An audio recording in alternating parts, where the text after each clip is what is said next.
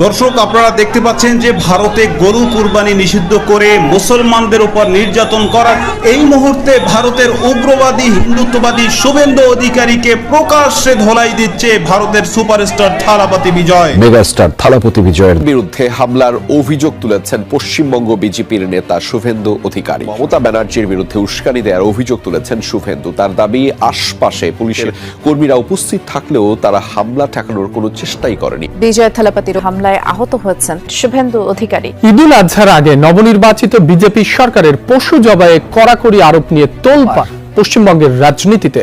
রাজ্য সরকারের নির্দেশনাকে চ্যালেঞ্জ করে মামলা করেছেন সুপারস্টার থালাপতি বিজয়। এদিকে মুসলিমদের গরুর বদলে বিকল্প পশু কুরবানির আহ্বান জানাচ্ছেন স্বয়ং মুসলিম নেতারাই। ক্ষমতায় এসেই চরমপন্থী হিন্দুদের কড়া হুঁশিয়ারি দিলেন থালাপতি বিজয়। মুসলিমদের ওপর চলতে থাকা জুলুমের বিরুদ্ধে সোচ্চার হয়ে অবাক করে দিলেন সবাইকে। সিনেমার নায়ক থেকে সত্যিকারের নায়কের মতোই ক্ষমতায় পদার্পণ হলো তার। নায়কের মতোই মজলুমদের পক্ষে আওয়াজ তুলছেন তিনি। তোমার মা তোমার ঘরে নিয়ে রেখে দাও, তোমার মাতা তোমার ঘরে রাখো, তোমার কেন তুমি গরু এনেছো এখানে সেটা বলো। মুখ্যমন্ত্রী শুভেন্দু অধিকারীর নগ্ন রূপ এবার পুরোপুরি ফাঁস। হিন্দু মুসলিম দাঙ্গা লাগাতে গিয়ে এবার চরম বিপাকে খোদ বিজেপি সরকারি।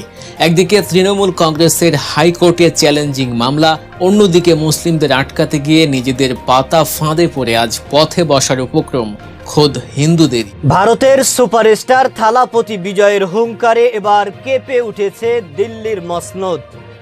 তার রাজনৈতিক উত্থানের সময় তিনি যখন গুজরাটের কসাই নরেন্দ্র মোদীকে প্রকাশ্যে চ্যালেঞ্জ দিয়েছিল, তখনই ভারতের মাটিতে এক ঐতিহাসিক লিপিবদ্ধ হয়েছিল যে এই থালাপতি বিজয় তিনি অভিনয়ের পাশাপাশি নির্যাতিত মুসলমান এবং মানুষের পক্ষে নায়কের ভূমিকা পালন করবে। আজ সেটাই প্রমাণিত হয়েছে এবং সেটাই বাস্তবে পরিণত হয়েছে। আপনারা জানেন, ভারতের পশ্চিমবঙ্গে নবনির্বাচিত মুখ্যমন্ত্রী শুভেন্দু অধিকারী ক্ষমতায় আসা মাত্রই মুসলমানদের নামাজ, তাদের মসজিদ এবং তাদের কোরবানি নিষিদ্ধ করেছে। যে কারণেই এ বিষয় নিয়ে সামাজিক যোগাযোগের মাধ্যমে তুমুল আলোচনা এবং সমালোচনার ঝড় উঠেছে।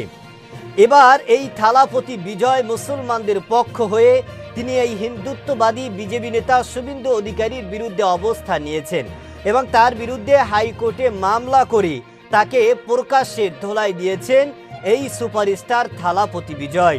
দর্শকের বিষয়ের কিছু অংশ ভিডিওর শুরুতে শিরোনামে আপনারা দেখেছেন, বিস্তারিত পুরো ভিডিও জুড়ে। তার আগে আমার একটা অনুরোধ, যারা আমার চ্যানেলে নতুন আসছেন চ্যানেলটি সাবস্ক্রাইব করে ওয়াল ক্লিক করে বেল আইকনটি বাজিয়ে দিন। দর্শক, চলুন দেখে আসি মুসলমানের কোরবানি নিষিদ্ধ করায় কত বড় বিপদে পড়েছেন এই শুভেন্দু অধিকারী। সেটা আপনারা পুরো ভিডিওটা দেখলেই বুঝতে পারবেন।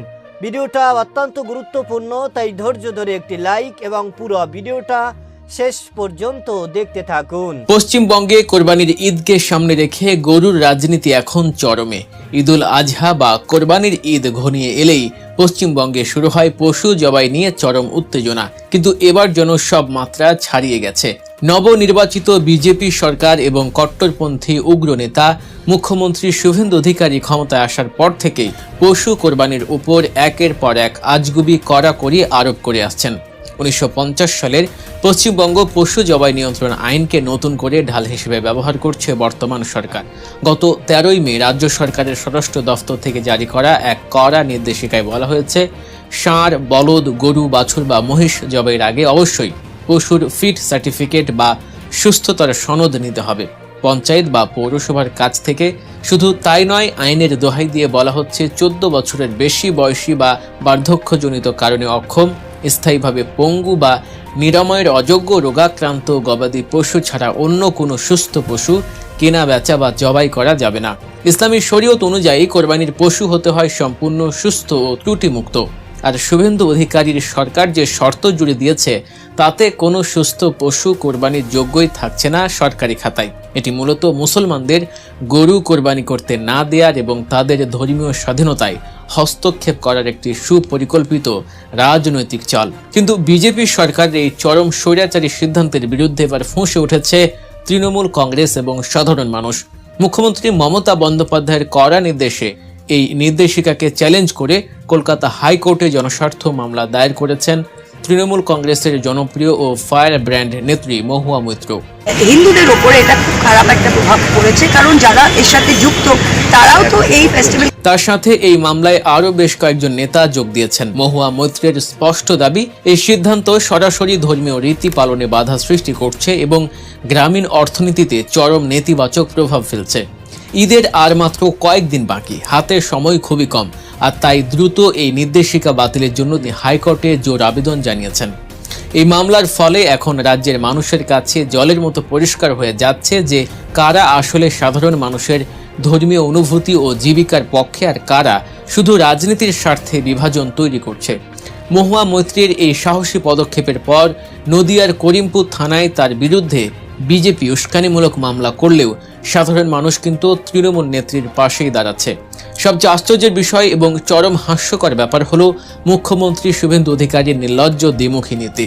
বিরোধী রাজনৈতিক নেতাদের দাবি এবং রাজনৈতিক মহলে কান পাতলে শোনা যায় এই শুভেন্দু অধিকারী একসময় নিজেই কোরবানির পক্ষের লোক ছিলেন। তিনি নিজে গুনে গুনে 3 বাটি গরুর মাংস খেয়েছেন। শুধু তাই নয়, মাংস এতই সুস্বাদু লেগেছিল যে তিনি টিফিন ক্যারিয়ারে করে সেই গরুর মাংস নিজের বাড়িতে নিয়ে গেছেন। এই শুভেন্দু কুরবানির দিনে 3 বাটি গরুর গোশত। আর আজ যখন তিনি ক্ষমতার মগডালে মুখ্যমন্ত্রী পদে বসেছেন, তখন সম্পূর্ণ ভোল পাল্টে একেবারে বিজেপির উগ্র হিন্দুত্ববাদী আদর্শকে বাস্তবায়ন করতে মরিয়া হয়ে উঠেছেন। তার এই হিন্দুত্ব প্রেমের মূল লক্ষ্যই হলো হিন্দু ও মুসলিমদের মধ্যে একটি বড় ধরনের সাম্প্রদায়িক দাঙ্গা লাগানো। কিন্তু বাস্তবে দেখা যাচ্ছে তার এই উগ্র চালে মুসলিমদের পাশাপাশি চরম ক্ষতির মুখে পড়ছেন খোদ হিন্দু ব্যবসায়ীরা।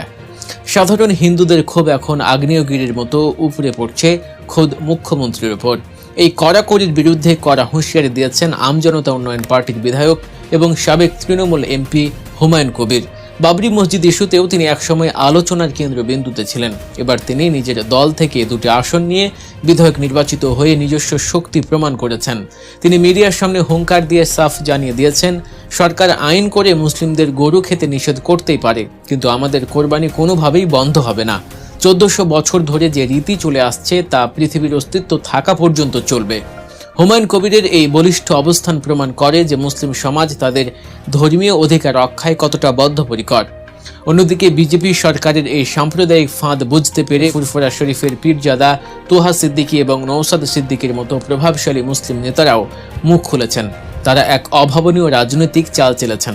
পরিস্থিতি এমন পর্যায়ে পৌঁছেছে যে সংঘাত ও দাঙ্গা এড়াতে তারা স্বয়ং মুসলিমদের গরুর বদলে বিকল্প পশু অর্থাৎ ছাগল বা ভেড়া কোরবানির আহ্বান জানাচ্ছেন। তারা প্রকাশ্যেই ঘোষণা দিচ্ছেন, আমরা এবছর কোরবানি দেব, কিন্তু গরুর কোরবানি দেব না।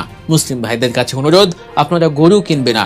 এটি মূলত বিজেপি সরকারের পাতা সাম্প্রদায়িক দাঙ্গার ফাঁদে পা না দেওয়ার একটি মাস্টার স্ট্রোক কৌশল।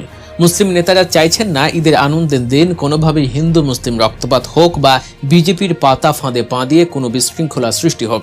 কিন্তু প্রশ্ন হলো, রাজনীতির এই জাঁতাকলে পিষ্ট হচ্ছে কারা? উত্তরটা হলো রাজ্যের সাধারণ খেটে খাওয়া মানুষ। পশ্চিমবঙ্গে এখন গরু কেনা বেচা প্রায় পুরোপুরি বন্ধ বললেই চলে, আর এতে চরম বিপাকে পড়েছেন রাজ্যের গরু ব্যবসায়ীরা। দর্শক, আপনারা জানেন ভারতের পশ্চিমবঙ্গে নবনির্বাচিত মুখ্যমন্ত্রী শুভেন্দু অধিকারী ক্ষমতা হাতের নাগালে আসা মাত্রই তিনি মুসলমানদেরকে নিয়ে একের পর এক বিতর্কিত সিদ্ধান্ত এবং মন্তব্য করেই চলেছেন। তারই ধারাবাহিকতায় কোরবানি নিষিদ্ধ করায় ইতিমধ্যে ভয়াবহ চাপের মধ্যে এবং গদি হারাতে বসেছেন এই শুভেন্দু অধিকারী। মুসলমানদেরকে শেষ করতে গিয়ে কিন্তু নিজেই তার গদি হারাতে বসেছেন এবং নিজেই রাজনীতি থেকে চিরতরে ছিটকে পড়তে বসেছেন।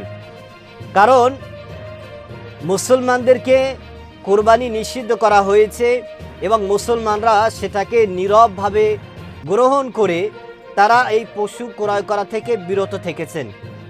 কিন্তু এই যে পশু দীর্ঘ 1 বছর যারা লালন পালন করেন, অনেক টাকা পয়সা খরচ করে এই পশুকে বছরে একটা দিন কোরবানির জন্য যারা উপযুক্ত করেন, তারা ম্যাক্সিমাম অধিকাংশ মানুষই হচ্ছে হিন্দু ব্যবসায়ী।